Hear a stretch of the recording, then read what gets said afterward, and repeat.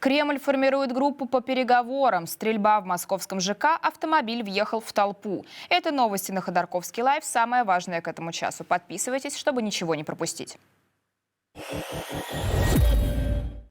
Россия начала формировать группу для переговоров с США по Украине. Об этом пресс-секретарь президента России Дмитрий Песков рассказал журналистам во время брифинга. Условились главы государств вчера в ходе телефонного разговора, что и они сами продолжат контакт, они будут ориентироваться на отдельную встречу. И также договорились, что немедленно будут даны поручения соответствующим помощникам, чтобы те начали соответствующую работу. О телефонном разговоре между Дональдом Трампом и Владимиром Путиным накануне сообщил сам президент Соединенных Штатов. Обсуждали возможность завершения войны в Украине. И, по словам Трампа, стороны договорились начать переговоры немедленно.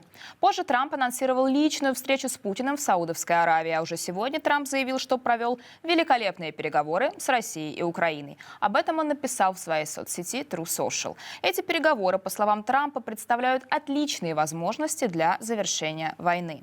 На этом фоне курс доллара на межбанковском рынке опустился сегодня ниже 90 рублей. Это происходит впервые с сентября 2024 года. Рынок ждет политической разрядки после переговоров Путина и Трампа, отмечают аналитики. Кроме того, компании избавляются от иностранной валюты на фоне санкций. На фоне резкого падения курса доллара в России приостанавливают работу пункты обмена валют. Об этом сообщает телеграм-канал ШОТ.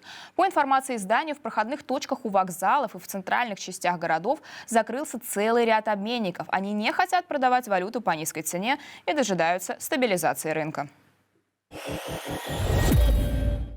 В Москве в жилом комплексе Лефортово парк произошла стрельба. О звуках выстрелов сообщили местные жители около 11 утра.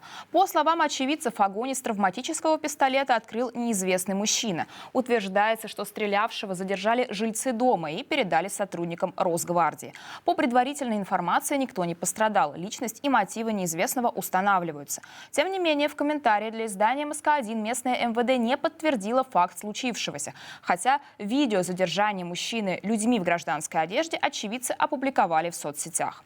Двое бездомных погибли из-за прорыва теплотрассы в Ростове-на-Дону. Их тела обнаружили спасатели в одном из тепловых коллекторов. По предварительным данным, колодец залило кипятком из-за аварии, когда мужчины ночевали внутри него, чтобы согреться. Аварию на теплотрассе в центре города засняли местные жители. На улицах лужи горячей воды, от них валит пар. 2 дня назад в Ростове-на-Дону также прорвало теплотрассу. По утверждениям местных жителей, некоторые дома остаются без отопления до сих пор. В Ненецком автономном округе запустили «Чумовый капитал». Так называется программа поддержки для оленеводов и других тружеников тундры. Размер единовременной денежной выплаты составит 600 тысяч рублей. Глава региона Юрий Бездудный анонсировал это в своем телеграм-канале. «Чумовый капитал» будет выдаваться в виде компенсационной денежной выплаты на строительство или приобретение чума. Рассчитывать на поддержку смогут молодые семьи оленеводов и чумработниц от 18 до 35 лет, имеющие одного и более детей. Ранее программу «Чумового капитала» запустили на Ямале.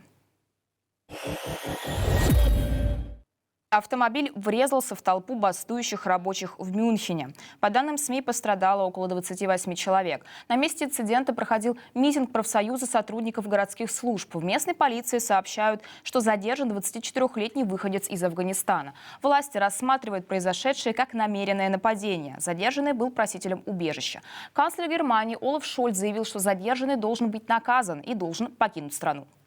Скарлетт Йоханссон выступила против злоупотребления искусственным интеллектом. Так, актриса отреагировала на видеоролик, созданный с помощью искусственного интеллекта, где она и другие известные люди выступают с осуждением рэпера Канье Уэста. Ролик создал блогер из Израиля в ответ на антисемитские высказывания рэпера.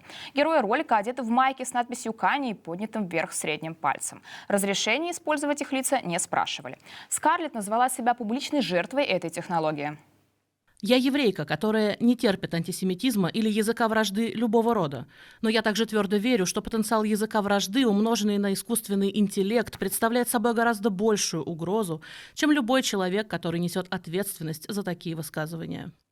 На прошлой неделе американский рэпер он же Канье Уэст, опубликовал в X, бывшем Твиттере, серию постов, где назвал себя нацистом. Заявил, что любит Адольфа Гитлера и не доверяет евреям. На сайте его мерча появилась футболка со свастикой, а реклама сайта на большом спортивном турнире.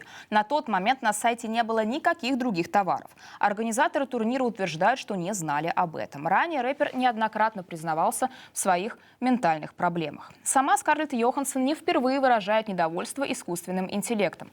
Ранее она отказалась сотрудничать с OpenAI для озвучивания голосового режима ChatGPT. Компания использовала голос, похожий на Йоханссон. После недовольства актрисы от него отказались. И это все важные новости к этому часу. Друзья, прошу вас подписаться на наш канал. Без подписки нас смотрит больше 60% нашей аудитории. Не теряйтесь, пожалуйста, и нажмите кнопку «Подписаться». Также подписывайтесь на нас и в Телеграме. Так вы сможете остаться с нами на связи даже в случае полной блокировки YouTube в России. Ну и лайки тоже не забывайте ставить. В студии для вас работала Екатерина Воропаем. Берегите себя и до встречи.